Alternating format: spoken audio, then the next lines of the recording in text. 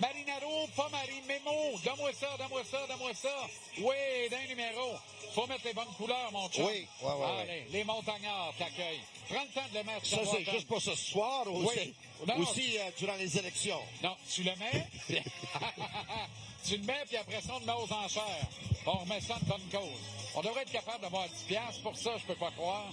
Gracieuseté des montagnards ici, au septembre de l'UDM. Groupe de partisans des Carabins. Et voilà, this is it.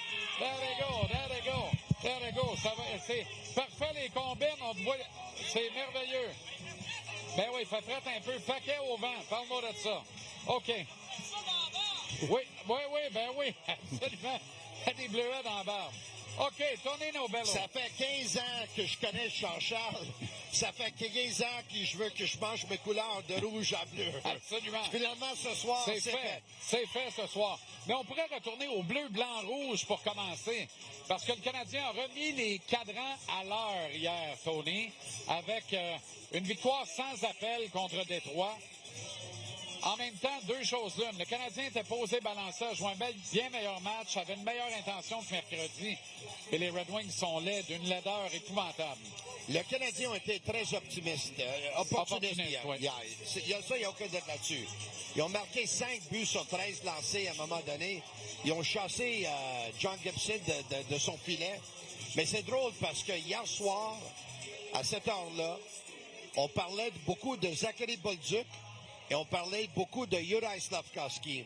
On parlait un jour peut-être, Bolduc va jouer avec Caulfield puis Suzuki. Peut-être. Mais ça a bien tombé parce que Slafkovský a bien joué avec ses compagnons de trio hier soir. Il a été excellent. Et Bolduc a été fantastique avec Brendan Gallagher. Exact. Même là, je dois dire, j'ai pas aimé le match de Kirby Dach hier. Il était bien meilleur. Il a été meilleur, mais je pense que Gallagher et Bolduc le rendent bien meilleur aussi. Tu sais, t'as deux gars, là, deux électrochocs. Gallagher joue comme s'il avait 24 ans. C'est normal, c'est le début de la saison. S'il joue encore de même en février, impressionnant. Mais tu sais, on recommence à aimer Brendan Gallagher, puis vraiment d'avoir un cœur aimant vers lui comme à l'époque. Et Zachary Bolduc, Tony, la vitesse d'accélération de ce gars-là, il n'y a pas beaucoup de gardiens de but qui auraient arrêté le tir qu'il a dirigé sur John Gibson hier. Un tir des ligues majeures de la Ligue nationale. Oui, monsieur. Il y a une bonne vitesse, il y a un bon flair pour le filet. Il y a un bon physique qui s'en sert, mais pas trop, juste comme il faut. Le gars sait ce qui se passe sur la glace. Il a 22 ans à peine, là, pas bien plus vieux que Juraj Slafkovský, ce gars-là. Je continue de penser, il est et je veux pas mettre le trouble, il est je continue de penser que c'est le fit de rêve pour Suzuki Caulfield, mais Slav, s'il est capable d'en jouer 70 comme hier, pas 82, personne n'en joue 82 de même. Et s'il en joue 70 comme ça, il va être un actif incroyable, le Canadien. Et quand Age et Zardowski vont rentrer, on se demandera pas si c'est Slav qu'il faut envoyer ça à 3. Slav, hier, l'impact qu'il a eu pour son équipe, c'est le même genre d'impact que Matthew Tkachuk a avec les Panthers de la Floride et que Brady Tkachuk a avec les Sénateurs d'Ottawa. Des attaquants de puissance. Slav, il est peut-être pas aussi méchant que ces gars-là, mais c'est un attaquant de puissance moderne. On a dit quand il était repêché qu'on espérait à ce moment-là que le Canadien a repêché le prochain Mikko Rantanen. Hier soir, Slav, il a joué comme Mikko Rantanen.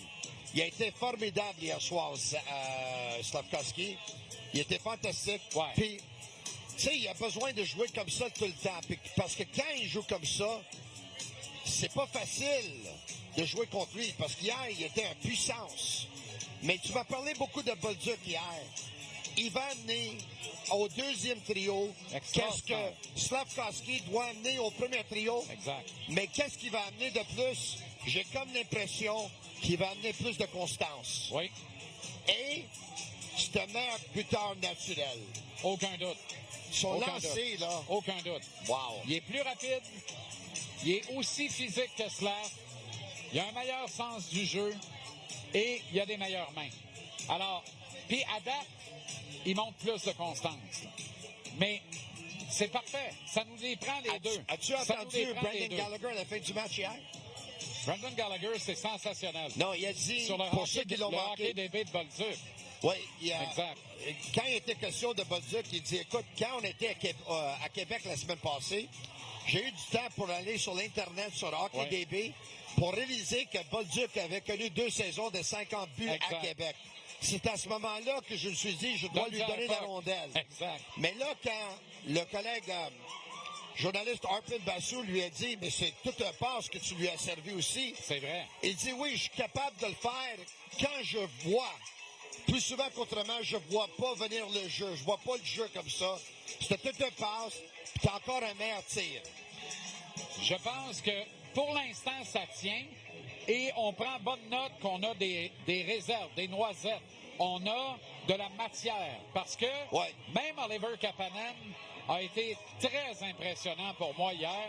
Ivan Demidov a joué un meilleur match. Kapanen, c'est un bon joueur. Point à la ligne. Il va falloir qu'on commence à l'admettre. Il est bon. Mais hier, Tony, là, oui, parce qu'il y a un flair pour le filet. On l'a vu hier. Demidov, la passe de 110 pieds qu'il a fait directement connecté sur la palette de Alex Courtnall ou de Ross Newhook, je ne sais plus c'est lequel. C'est une passe des dieux. Newhook qui accélère, repère avec une passe soulevée Kapanen. Rondelle bondissante, Kapanen fait ni une ni deux, il y a mettre dedans. Extraordinaire de la part d'un troisième trio à Montréal. On est heureux d'avoir vu ça. Ça n'a pas été le meilleur match de Demidov. Par contre, c'est correct parce qu'ils ont gagné quand même. Il a été meilleur que la veille. Il était meilleur. Puis c'est le genre de gars qui, avec une passe comme ça, sauve sa soirée. Tu comprends? Parce qu'il n'a rien coûté aux Canadiens. Il a joué un meilleur match de hockey. Il a joué un meilleur match. Il n'a rien coûté, puis il a rapporté avec cette passe des dieux. Et je veux qu'on s'attarde sur le tandem Kapanen-Newhook. Moi, j'ai l'impression que cet été, tu sais que Kent Hughes, Martin Saint-Louis, la porte du bureau est tout le temps ouverte pour les joueurs. C'est comme leurs propres enfants.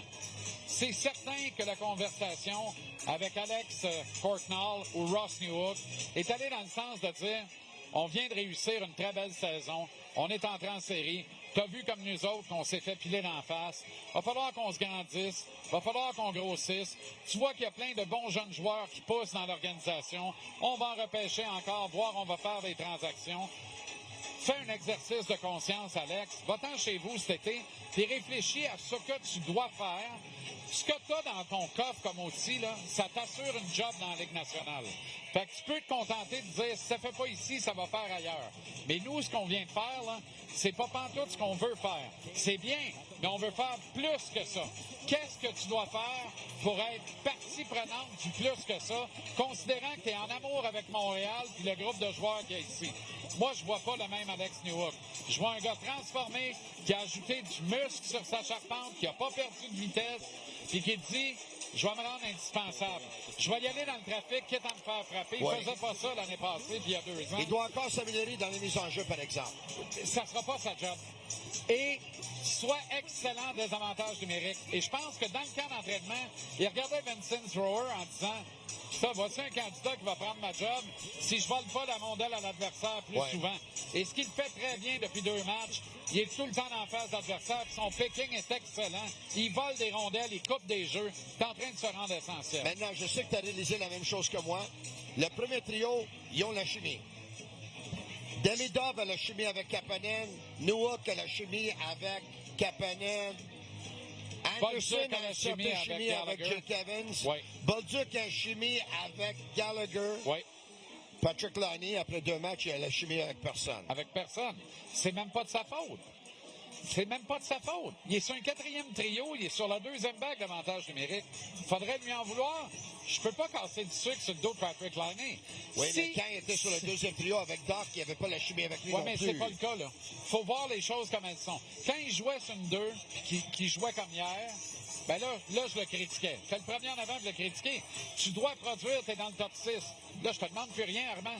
T'es 104, t'es sur la 2e bague d'avantage numérique. Qu'est-ce que tu veux demander à ce gars-là? Est-ce qu'on va laisser patience à Matheson maintenant? Mike Matheson a 2 matchs des dieux dans le système. Il est formidable, sensationnel. En voici un autre qui voit venir la date de péremption.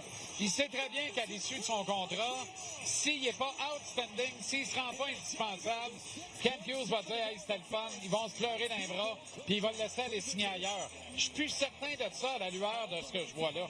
De la façon dont Mike Matheson joue là, il se rend indispensable, Tony. Pierre Maguire m'a dit un soir, je ne serais pas surpris si Mike Matheson, à la fin, fait la même chose que John Tavares a fait avec les Leafs. Ah, c'est sûr. De prendre un rabais pour jouer pour son équipe d'enfance. C'est sûr. Il ne va pas bouger Tavares, il a signé 4 ans pour 4,4 millions de dollars par année. Oui. Il y en a plusieurs qui lancent des gros chiffres dans le cas de Matheson. Appelle-moi fou, je pense qu'il va se contenter de moins. Je suis d'accord avec toi parce que, et c'est la plus belle carte de visite qu'on n'a pas eue à Montréal depuis la nuit des temps. Le mot se passe dans la Ligue. Les gars qui sont ici sont très heureux d'être là. Il y a une chimie, une union, un esprit de corps entre ces gars-là. Ça soulève des montagnes. J'utilise l'analogie parce qu'on est au pied du majestueux Mont-Royal. Ces gars-là s'en vont quelque part. Personne ne veut quitter. Je l'ai dit pour Newhook, c'est vrai pour Matheson aussi. Il n'y a pas un gars qui veut perdre son poste ici. Tout le monde veut faire partie de cette aventure-là. Tout le monde croit que ça va se terminer avec une Coupe Stanley. Et Lane Hutson ne veut pas quitter non plus. Et tu as le match d'ouverture à la maison qui s'en vient mardi. Comme toutes les équipes, tu veux toujours donner des bonnes nouvelles à tes partisans.